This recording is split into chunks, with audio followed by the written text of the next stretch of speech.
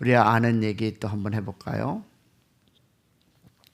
여러분도 알다시피 하나님께서는 눈에 보이는 법칙 그리고 눈에 보이지 않는 법칙이 있음을 우리에게 기억하게 하고 알려주셨습니다. 자, 우리는 알죠. 엄연히 존재하는 법칙이다. 여러분, 중력의 법칙을 우리는 압니다. 다시 말해서 우리 눈에 중력의 법칙이 보인다, 안 보인다? 안 보입니다. 보이진 않지만 엄연히 존재한다라는 것을 우리는 알고 있습니다. 누가 감히 법칙을 무시할 수 있으며 또 부인할 수 있겠습니까? 먼 옛사람들이 중력의 법칙을 발견하지 못했을 때도 중력의 법칙은 존재했습니다. 자, 착한 사람과 악한 사람이 20층 건물에 올라가서 아래로 뛰어내리면 어떤 일이 일어날까요? 정답은 둘 다 죽는다라는 것입니다. 착한 사람도 죽고 악한 사람도 죽습니다. 나이가 많은 사람도 죽고 어린 사람이 20층에서 옥상에서 뛰어낸다면 역시 마찬가지로 죽습니다. 공부를 많이 하고 적게 하고 돈이 많고 돈이 없고 그 뛰어내린 사람은 죽는다라는 것이 우리가 알고 있는 법칙입니다. 그러면 이 법칙은 모든 사람에게 보편적으로 일반적으로 적용된다라는 특징이 있습니다. 자, 그 법칙을 우리 한번 자신의 삶에서 적용하는 것을 가리켜 우리 뭐라고 얘기합니까? 순종이라고 합니다. 또한 그 법칙을 존중하는 것이 바로 법칙을 만드신 누구를? 하나님을 존중한다라는 것이죠.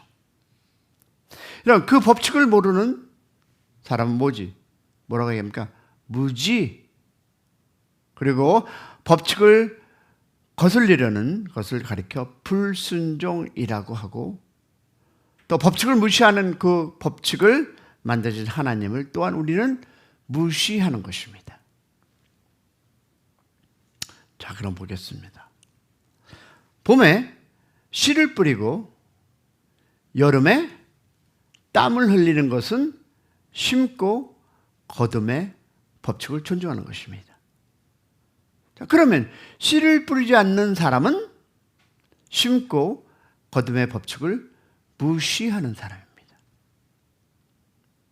한 번 더 나가볼까요? 우리가 입에서 나가는 말에도 보편적이며 일반적인 법칙이 있습니다. 여러분, 옛사람들이 말이 씨가 된다고 하셨습니다. 그리고 미국에도 이런 비슷한 속담이 있는데 The wall has an ear. 벽에 귀가 있다라는 얘기를 합니다. 여러분, 성경은 누구든지 말씀에 근거한 믿음을 가지고 말하면 그대로 된다고 성경은 우리에게 이야기해 주고 있습니다. 그러기에 말을 바꾸기 전에는 우리의 인생은 달라지지 않습니다. 어떤 사람이 예수를 믿는다 하면서도 입이 달라지지 않는다면 문제가 심각한 것입니다. 왜? 말을 통해서 내 마음에 있는 것을 하나님께 고백할 때 그런 역사. 그러면 내 안에 썩은 것들이 있으면 내 입도 자연히 썩은 것을 뱉어낸다는 원칙이 아니겠습니까? 다시 말해서 입이 달라지지 않으면 문제가 심각한 것. 자, 다시 말해서 지금과 다른 인생을 살기를 원한다면 우리는 말을 바꿔야 합니다. 혹시 우리가 그리고 우리의 말을 바꾸기 원하십니까? 그러면 마음을 새롭게 하고 생각을 바꾸셔야 합니다. 왜냐하면 이 마음의 생각이 무엇을 통해 나올까요? 입을 통해서 나오기 때문입니다. 그래서 오늘 우리는 아니요 라는 단어를 한번 생각해 보겠습니다. 하나님께서는 우리 한 사람 한 사람에게 무엇을 선택할 수 있는 자유를 허락해 주셨습니다. 그것을 우리가 얘기하는 자유의지라고 말을 합니다. 자, 아담 역시 선악과를 먹지 않을 수 있는 자유가 있었다 없었다? 있었습니다. 그러면 선택하고 결정할 수 있는 자유가 있었습니다. 문제는 그러한 자유가 있다는 것은 그만큼 무엇이 따릅니까? 책임이 따른다는 것입니다. 내가 선택한 것에 책임지는 삶을 가리켜 우리는 주도적 인생이라고 말합니다. 즉, 책임을 진다는 말은 변명하지 않는다는 말이요, 그 선택에 대한 대가를 아무런 불평 없이 감당한다는 말의 의미입니다. 그럼 많은 여자들 중에 한 여자를 아내로 선택했다면 그 아내를 책임져야 합니다. 그리고 아내 역시 마찬가지입니다. 그러면 책임진다는 말의 의미는 무엇일까요? 먼저 책임진다는 말을 아담을 통해서 한번 살펴볼게요. 자, 아담에게는 가정과 에덴 동산을 다스릴 수 있는 권위, 권한, 심, 자유가 허락되었습니다. 자, 하나님 편에서 보면 위임한 것입니다. 그러면 그곳에서 일어나는 모든 결과에 대해서 책임을 져야 합니다. 맞죠? 그러나 아담은 범죄한 이후로 여자에게 책임을 넘기는 변명을 했습니다. 그리고 하나님께 뭐라 했습니까? 당신이 준 여자가 라고 합니다. 여러분, 이것이 인간이 범죄한 함으로 죄의 노예가 되었고 자유를 상실하는 것을 보여주는 인간의 슬픈 모습입니다. 자, 그럼 우리가 이제 예수님의 십자가에서 흘린 피로 말미암아 우리는 구원받은 우리는 더 이상 노예는 아닙니다. 그러나 보십시오. 자유를 얻었으면 그 자유에 대한 따른 책임이 있다는 것을 우리는 기억해야 합니다. 여러분, 책임지는 삶과 자유를 관리하기 위해서는 반드시 필요한 것이 있는데요. 그것은 아니요 라고 말할 수 있어야 한다는 것입니다.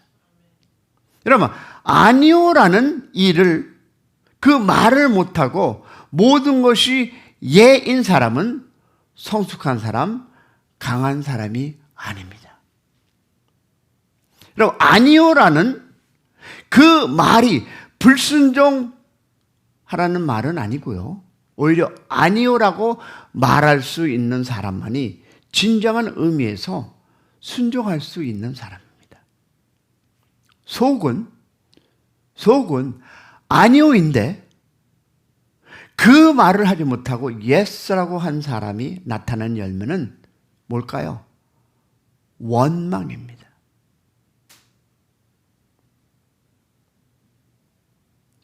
그것을 성경을 자원함으로 즐거움으로 하지 않은 일을 말하고 있습니다. 왜냐하면 예수님께서는 분명히 아니요라는 말을 하셨던 분이었습니다. 자, 돌을 가지고 떡을 만들라는 그 마귀의 말에 주님은 뭐라고? 분명히 아니요 라고 답했습니다. 또한 알다시피 물을 가지고 술을 만들라는 그 어머니의 말에도 그것은 하나님의 뜻이 아닐 때 주님은 아니요 라고 말했던 것입니다.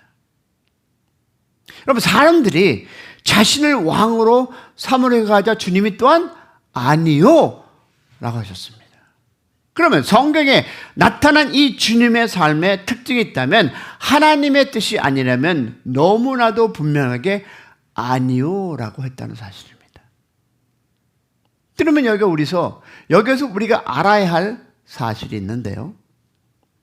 이 아니오라고 말할 수 있는 사람이 예라고 말할 수 있다는 것입니다. 그리고 그러한 말을 할 수 있는 관계만이 진정한 사랑의 관계입니다. 예를 들어 볼까요? 남편이 그 남편의 폭력이 무서워서 아니오를 못하는 아내가 있다면, 그런 분은 없지만 우리 교회는, 그는 참으로 불행한 삶을 사는 것입니다. 그러한 아내의 마음을, 그 속에는 뭐가 있을까요? 원망이 있고 아픔이 있습니다. 그런 아내가 하는 예는 진정한 의미에서 예가 아니죠. 내가 선택한 예만이 진정한 예인 것입니다. 그리고 우리는 내가 선택한 예의 책임을 지는 것입니다. 여러분, 다른 사람의 선택을 존중하는 것이 그들의 인격적으로 대화하는 건데, 우리가 사람과 사람과의 관계에서, 그리고 하나님과의 관계에서 이 비밀을 진정으로 이해한다면 참으로 성숙한 사람이고 강한 사람입니다. 이러한 사람은 자기가 자기를 그 동기부여를 할 줄 아는 사람입니다. 오늘도 사랑하는 여러분, 하나님 안에서 살아가는 여러분께서 아니오라고, 아니면 담대하게 주님의 말씀을 붙잡고 살아가는 여러분의 인생이 되기를 주님의 이름으로 축복합니다.